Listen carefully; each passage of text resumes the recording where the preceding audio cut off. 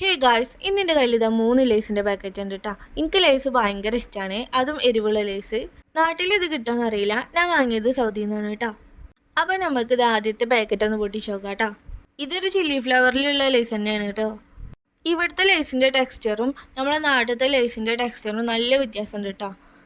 മാത്രമല്ല നല്ല ക്വാണ്ടിറ്റി ഉണ്ട്, നാട്ടിലത്തേനെക്കാട്ടിലും നല്ല ക്വാണ്ടിറ്റി ഇതിൽ വരും കേട്ടോ. നാട്ടിലത്തെ ലേസാണ് കേട്ടോ എനിക്കിഷ്ടം. ഇവിടുത്തെ പ്ലെയിൻ ആയിട്ടുള്ള ചിപ്സാണ്. ഇവിടെ എരിവ് എന്ന് പറഞ്ഞ് വാങ്ങുന്ന ഒരു സാധനത്തിനും വലിയ എരിവൊന്നും ഉണ്ടാവില്ല കേട്ടോ. ചെറുതായിട്ട് എരിവ് ഉണ്ടാവും, ബാക്കി ഒരു പുളി ആയിട്ടുള്ളൊരു ടേസ്റ്റാണ് കേട്ടോ വരൽ.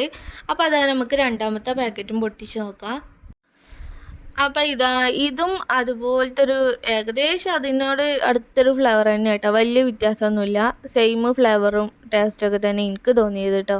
നമ്മളെ നാട്ടിൽ 5 രൂപേൻ്റെ ലേസിൽ ഫുള്ള് കാറ്റേക്കാരം അല്ലേ. മാത്രമല്ല ക്വാണ്ടിറ്റിയും കുറവേക്കാരം. പക്ഷെ എനിക്ക് അതാണ് കേട്ടോ ഇഷ്ടം. ക്വാണ്ടിറ്റി കുറഞ്ഞാലും ആ ടേസ്റ്റും ഫ്ലേവറൊക്കെ തന്നെയാണ് കേട്ടോ എനിക്കിഷ്ടം.